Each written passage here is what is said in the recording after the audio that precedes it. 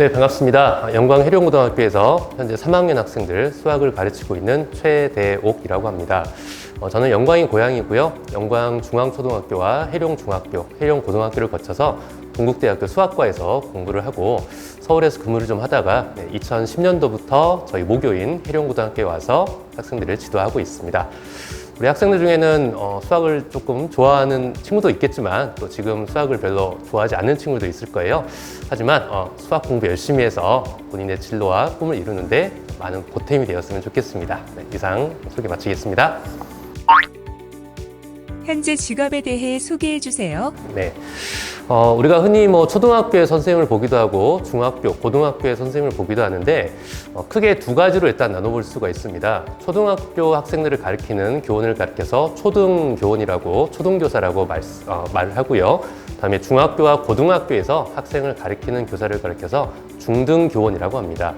그래서 초중등 교원 마찬가지로 첫 번째 기본적인 것은 각 해당 과목이라든지 교과 학습, 수업에 대한 지식을 전달하는 것, 함께 수업을 진행하는 것, 이게 1번이고 그와 맞물려서 이제 학급을 운영한다든지 관리하고 경영한다든지 학생의 생활 지도한다는 것, 이것이 두 번째가 되겠습니다.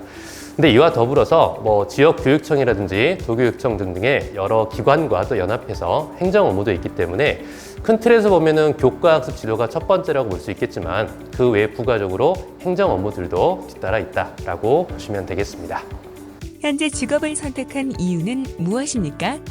네, 제가 중학교 2학년 때 교사라는 직업을 좀 희망을 갖게 되었는데요. 실은 그때 과목도 수학이라는 과목, 즉 수학 선생님이 되고자 꿈을 좀 키우게 되었습니다. 가장 큰 영향을 받은 것으로는 저를 지도해 주셨던 중학교 2학년 때 수학쌤의 영향을 많이 받게 되었는데 수학 교사를 직업으로 택했다라고 이유를 하자면 굳이 말을 좀 꺼내보자면은 선생님이 멋있어 보였다? 학생들과 이렇게 소통하고 가르쳐주고 하나 이렇게 지도해가는 모습들이 뭔가 보람도 있어 보이고 참 그런 모습이 좋아 보여서 실은 그 모습에서 수학 교사를 꿈꾸게 되었습니다.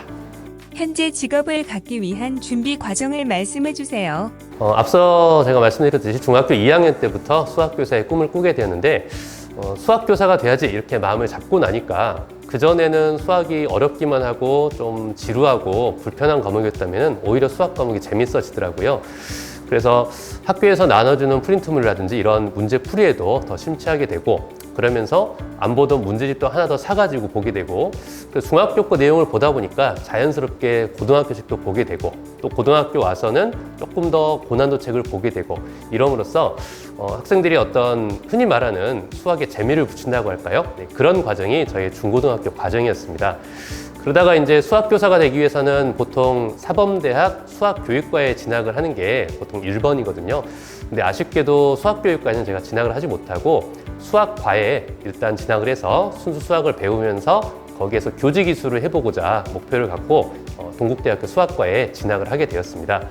그래서 그 과정에서 이제 2학년 때 교직이수가 되느냐 안 되느냐 판가름이 나오게 되는데 다행히도 1, 2학년 때 제가 공부를 좀 열심히 했어가지고 4명, 40명 정원 중에 10% 4명의 교직이수 자격을 주는 데 있어서 제가 그 안에 들게 되었습니다. 그래서 고등학교 때 배웠던 걸 바탕으로 해서 대학교에 가서 좀 더 고난도적인 좀 세부적인 수학들을 더 많이 공부를 했고 그러면서 이제 4학년 과정을 보낸 다음에 최종적으로 서울에 있는 학교들에서 한 2년 정도 근무를 하다가 2010년도에 우리 지역에 있는 제 모교 해룡고등학교로 와서 현재까지 학생들을 지도를 하고 있습니다. 학생 때와 선생님이 되었을 때의 차이점이라고 한다면은 학생 때는 사실 수학도 공부해야 되겠지만 국어도 해야 되고 또 영어도 해야 되고 여러 가지 다른 게 할 게 많더라고요. 하지만 이제 수학 선생님이 되어서 보니까 사실 수학만 할 수 있어서 그런 점은 참 좋았습니다. 그래서 수업 준비를 할 때라든지 다른 어떤 학생들과 활동을 준비할 때 수학에만 집중할 수 있었다는 점이 상당히 좀 좋아 보이네요. 직업을 갖기 위한 자격 조건이 있을까요? 예, 있습니다. 먼저 두 가지로 분류를 해볼 수가 있는데요. 초등학생을 가르치는 초등교원으로 첫 번째 나눠볼 수가 있겠고 중학교와 고등학교에서 학생을 가르치는 중등교원으로 나눠볼 수가 있습니다. 첫 번째 초등학교 선생님이 되기 위해서는 흔히 말하는 교육대학교에 진학을 해야 됩니다. 우리 지역에 가까이 있기로는 광주에 광주교육대학교가 있고 전주에 전주교육대학교, 줄여서 그냥 교대라고 부릅니다. 광주교대, 전주교대, 서울교대, 경인교대 이와 같은 우리나라에 10개의 교대가 있는데 이 10개의 교대 중에 한 곳을 가게 된다든지 여학생 같은 경우에는 이화여자대학교에 초등교육과가 있고요. 또 추가적으로 한국교원대학교의 초등교육과, 제주대학교에도 초등교육과가 있습니다. 즉 우리나라에서 초등학교 선생님이 되기 위해서는 앞서 말씀드린 13개의 대학에 대학 중 한 곳에 진학을 하셔서 과정을 이수하시고 그다음에 초등임용고시라는 시험이 있습니다. 1년에 한 번씩 치러지게 되는데 그 시험에 합격해서 통과를 하시게 되면 해당 지역의 초등학교 선생님으로 발령을 받을 수가 있습니다. 우리 지역은 광주도 있고 전남도 있는데 광주를 원한다면 광주를 시험을 응시할 수도 있고 전남을 희망한다면 전남의 시험을 응시할 수도 있습니다. 두 번째로 이제 중등교사, 중학교와 고등학교에서 학생을 가르치는 교원을 뜻합니다. 여기에 이제 선생님이 되기 위해서는 일단 대부분의 대학교에 사범대 땡땡 교육과라고 있습니다. 예를 들어서 우리 지역에 광주를 예를 든다면 전남대학교 사범대학 수학교육과 이런 학과가 있어요. 그 사범대 안에는 국어교육과, 영어교육과, 수학교육과 등등등이 있는데 각 대학별로 개설이 되어 있는 과목도 있고 개설이 없는 과목도 있습니다. 그래서 진로 계획을 세우실 때 내가 예를 들면 윤리교사가 되고 싶다, 윤리교육과에 가고 싶다. 그렇다면은 우리 광주 전남 지역에서는 목포대학교하고 전남대학교 두 군데만 있기 때문에 다른 대학교에는 이제 수학 공부를 할 수가 없습니다. 그래서 내가 구체적으로 어떤 과목의 선생님이 되고 싶다 이런 계획을 세워져 있다라면은 그 학과가 개설되어 있는 그 사범대학 해당 교육과가 개설되어 있는 대학을 찾아보는 것도 도움이 많이 되겠습니다. 이런 정보는 어디 가서 찾아볼 수 있냐면은 네이버라든지 이런 포털 사이트에 어디가라고 검색을 하시면 대입 정보 포털 어디가라는 사이트가 첫 번째 나타나고요. 거기에 진로 정보라든지 대학에서 개설되어 있는 학과들 이런 정보들을 참조하시면 상세한 정보를 얻을 수가 있습니다. 그래서 사범대학 땡땡 교육과에 진학을 하신 다음에 4년 동안 공부를 하시고 마찬가지로 중등 임용고시를 통과한 다음에 해당 학교에 발령을 받아서 근무를 하실 수가 있습니다. 기억에 남는 에피소드를 말씀해 주세요. 네, 여러 가지 에피소드가 있는데요. 그 학교에 있다 보면 참 많은 학생들이 있습니다. 제가 학교에 다니던 고등학교 시절을 생각해 보면은 한 반에 45명씩 10개 반 정도 있어서 한 450명이 한 학년이었어요. 최근에는 이제 한 반당 20명 정도씩 8학급으로 개설이 되어 있는데 수는 조금 줄긴 했지만 매년 독특한 기억에 남는 학생들이 많이 있습니다. 물론 학생들 중에는 공부를 아주 잘하고 본인의 진로 개척 역량이 뛰어나서 의대를 진학하는 학생들 또 군인이 되기 위해서 사관학교라든지 이런 상위권 대학에 진학하는 학생들도 있고요. 이런 친구들을 보면은 자기 관리 능력이 상당히 뛰어난 학생이라고 생각이 들더라고요. 그래서 3년간 꾸준하게 열심히 노력하고 공부해서 본인의 진로를 이룬 학생들, 이런 학생들을 봤을 때 좀 뿌듯함도 느끼고 대단하다는 생각이 들기도 합니다. 반면에 이제 좀 학교에서 흔히 말하는 개구쟁이스러운 학생들도 있습니다.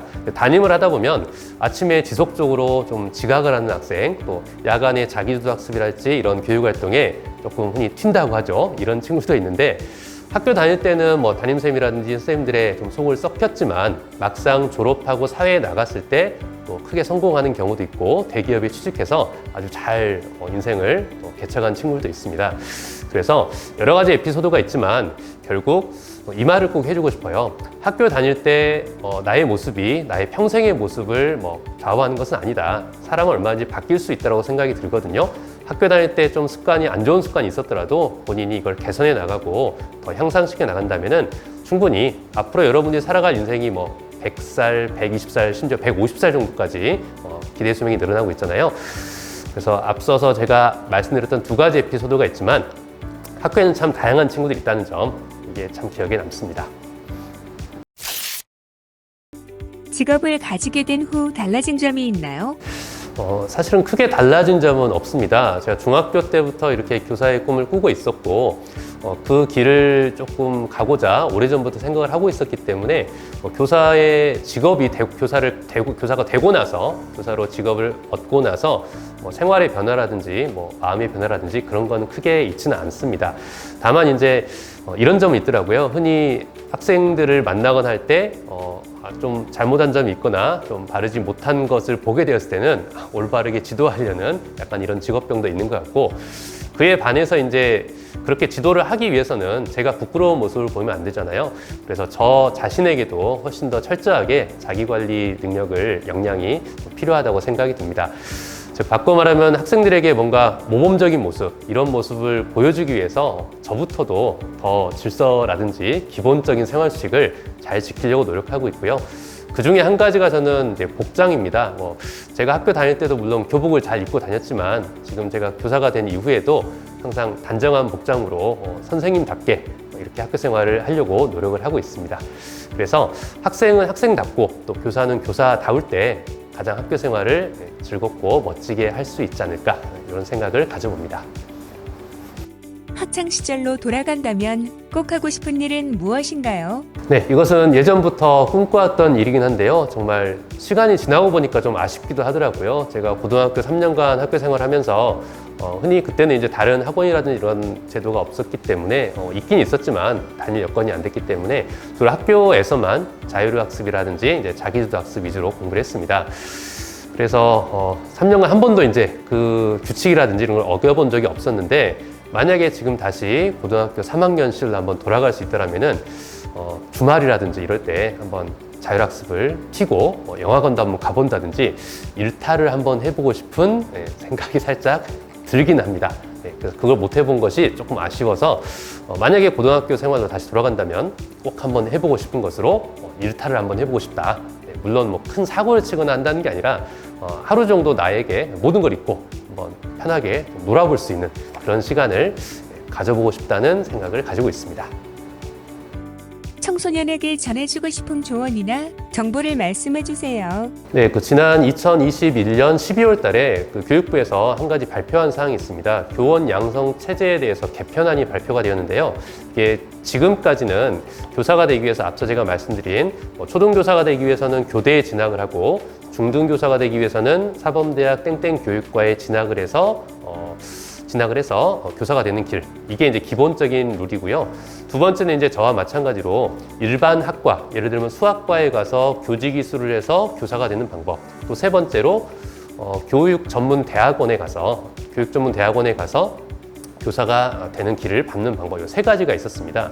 그런데 이제 이 교원 양성 체제가 좀 개편될 예정이라고 지난 12월 달에 교육부에서 발표가 난 게 있습니다. 아마 뉴스를 검색해 보시거나 유튜브를 찾아보시면 자료가 있거든요. 그래서 선생님을 꿈을 가지고 교사가 되고자 하는 학생이라면은 앞으로 미래에 교원 양성 체제가 좀 변화가 있을 예정이기 때문에 그 점을 꼭 자세하게 찾아보시고 살펴보셨으면 좋겠습니다. 내 직업에 대한 미래 전망은 어떨까요? 네, 현재 제가 다닐 때하고 견주어 보더라도 제가 2000년 초반에 학교를 다녔었는데 그때는 학급 수도 10개 학급에 학생 수도 40명이 넘었었습니다. 그런데 우리 지역만 보더라도 학급도 지금은 8학급에 학급당 인원수가 한 20명 정도로 거의 급감을 해 있는 상태거든요. 거의 절반 정도 줄어 있다고 볼 수가 있습니다. 그래서 향후에도 이런 학령 인구 감소가 계속 지속될 것이기 때문에 당연히 학생 수가 줄어들게 되면은 이를 지도할 선생님 수도 많이 있을 필요가 없을 거잖아요. 그래서 학생 수가 줄어든 만큼 교원 수도 지금 줄어들고 있는 상황이긴 합니다. 하지만 현재 지금 많이 들어보셨을 만한 고교 학점제라는 정책, 이 제도는 학생들에게 이제 과거처럼 문과, 이과 이런 계열에 집중된 수업을 하기보다는 학생들이 여러 다양한 분야에 걸쳐서 자신의 진로와 적성에 맞는 과목을 이수하고 공부해 갈 수 있는 이런 제도로 지금 탈바꿈해 가고 있습니다. 그래서 이런 점을 비춰봤을 때 전체적인 학생 수는 좀 줄어들고 있고 그에 따라서 선생님의 수도 줄어들긴 하겠지만 전폭적으로 많이 줄어든다든지 그러진 않을 겁니다. 그리고 과거에는 이제 지식을 전달하는 수업에 주로 국한된 교사의 목적과 어떤 역할이 있었다면은 앞으로는 진로 지도라든지 학생의 과목 선택, 또 미래를 어떻게 개척해 나갈지 이런 진로 개척자 역할로서, 조력자 역할로서 선생님들의 역할이 많이 변화가 되고 있습니다.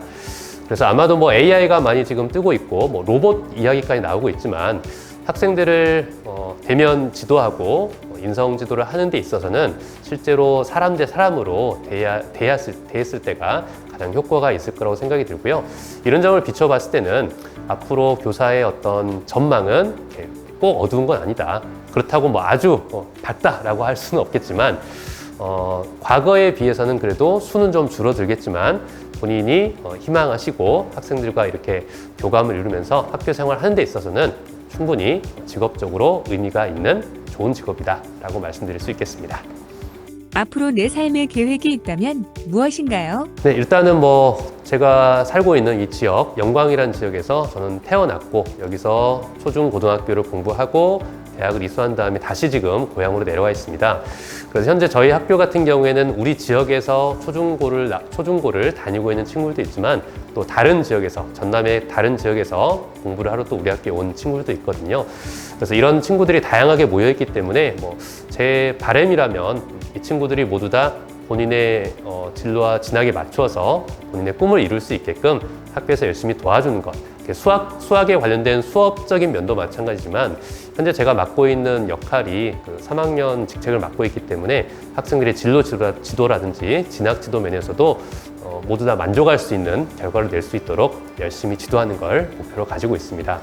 아울러서 이제 저 또한 마찬가지로 현재에 머물러 있지 않고 계속해서 연구와 또 공부를 이끌어가서 연속적으로 해가지고 앞으로 미래에 더 좀 발전된 모습으로 학생들에게 더욱더 양질의 교육을 실시하고 좋은 정보를 주기 위해서는 저도 머물러 있으면 안 되잖아요. 그래서 계속해서 저도 자기 개발을 충실히 해서 최근에 하고 있는 거는 EBS의 교재 검토도 하고 있고요. 지역 교육청이라든지 도교육청 또는 전국적인 대학 교육 관련된 일에도 많이 좀 발을 담그고 있습니다. 그래서 큰 포부를 좀 말씀드려보자면 우리 지역에 있는 모든 친구들이 자신의 꿈을 이룰 수 있게끔 진로 진학 분야에서 도움을 주는 역할을 충실하게 하고 싶고요. 그다음에 두 번째로 제 또 개인적 역량의 향상을 위해서도 열심히 노력하는 교사가 되겠다고 다짐을 해봅니다. 오랜 시간 고생 많으셨습니다. 네, 수고하셨습니다.